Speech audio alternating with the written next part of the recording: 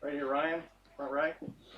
Mark, I know you've been asked a couple times to compare Herbert to Mariota, just his demeanor and stuff, but I guess should ask about Musgrave.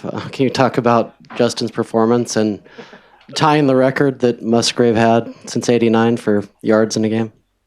That I did not have the Musgrave first question pot. Um, yeah, weird. No, he did a great job. There's a bunch of when you're talking nitpicking on whatever that is, 75% completions.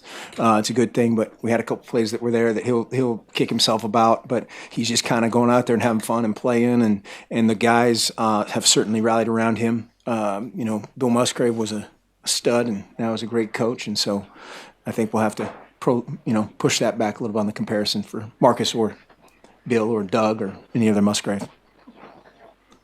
Right here, Jen.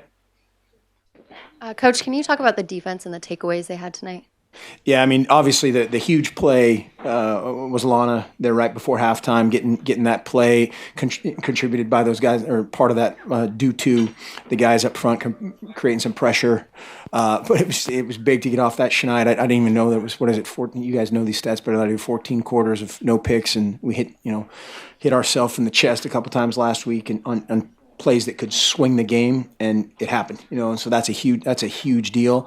The other play that I thought was a huge play was Jaylen Brown. I know this has nothing to do with takeaways, but Jaylen Brown, who had kind of a busted assignment on the drive immediately before that big gain that he had with the great catch, and those kind of plays, they just kind of snowball, and hopefully we can harness that snowball. Right here, Aaron, on the right.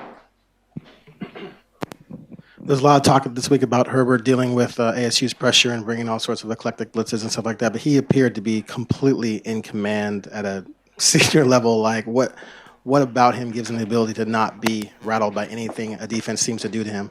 Well, I think it's a everybody in deal. I think the coaches had a great game plan to vary both free releasing the back, protecting how varied we were in protection is a big deal against these guys because of how they pressure you. The front obviously plays a part in that, and the biggest thing that he did so well is, like you said, when it was not a great protection scenario and he gets 4 yards, that's a huge play on first down against these guys. They kill you. When it's 2nd and 16, 2nd and 15, that's where they make their money. And so 2nd and 8, even 2nd and 6, 2nd and 5, those are huge victories. Yep, perfect example. That was a max blitz, zero coverage deal, and Farrell had him out leveraged, and then we got a couple big time blocks downfield. Royce is behind the glass right here. Austin, front left. Mark, obviously it's been a tough stretch here, but when you look at Justin and the way he's playing, do you feel like if people can just be a little bit patient that he could get you back to where you guys want to be as a team? Well, it's not a one-man show, but that quarterback position is awfully important. As you look around any level of football, that's the spot, and he's going the right direction. We can't anoint anybody anything at this point, but we like where he's headed. We love his demeanor. We like how he works. Just how he's handling it in there right now he's handling it like a vet, and that. We'll come back to work, and it'll be a big-time challenge next week on the road against a extremely talented defense at SC, very well-coached defense at SC. Just, Mark, to that point, you talk about the way he's handling it. What do you see from him emotionally in terms of taking on that leadership role in the locker room, on the field, as a true freshman? I think his leadership, or his taking on the leadership role, is by how he's playing and how he prepares. He works his tail off. He comes in and does extra, and he practices great, which, we always tell our quarterbacks, there's no off position on the quarterback switch, because you've got, for your team to be great, you've got to be great every single day. If you're experimenting and the right guard can't do it, that's one thing. But if your quarterback can't make everybody else better every single day, that's a huge deal. And so he's doing a really good job that way. I think, as a vocal leader, that will come. But he's a pretty level-headed dude. He's a pretty cool customer. Yeah, Mark, you haven't been part of losing very much here in the last several years. But what does a win do now? I mean, does it?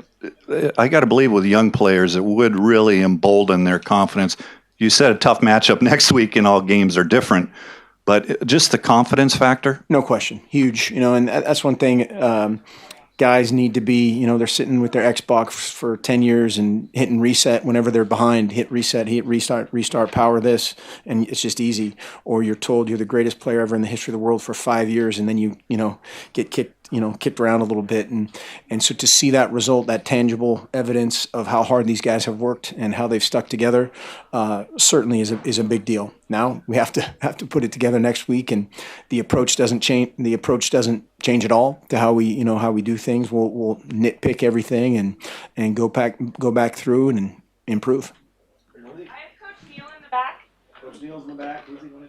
Hey, Mark, to piggyback off that, you haven't been through this either, and a lot of your staff hasn't been through this. Maybe some of the guys that have been here a long time, but who's given you pep talks? Who have you been leaning on in this time to, just kind of, I don't know if give you confidence, but Gandhi.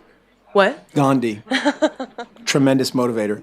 No, there's I've been very lucky to be around a lot of great people. Some are in this room that, when things are, let's put rough in italics and quotation marks of where we are right now. But you find out a lot about, who your real friends are and who sticks by you, and that team does, no question. And, but this is one game. We don't need to, again, anoint the quarterback, or nobody's smart again. We're still all idiots, myself at the top of that list. But we'll go back to work and get better next week.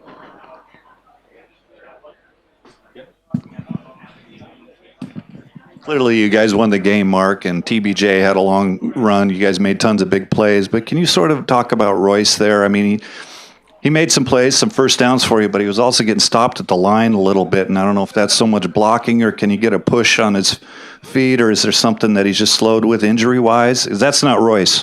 I don't know. Without watching the film, that was one thing we were talking about on the sideline, just how things were hitting. But I'll have to take a look at the tape and get back to you. Again, we believe in that dude 100%. And we believe in Matt Lubick 100% too. Appreciate it. Good, all right. Thanks.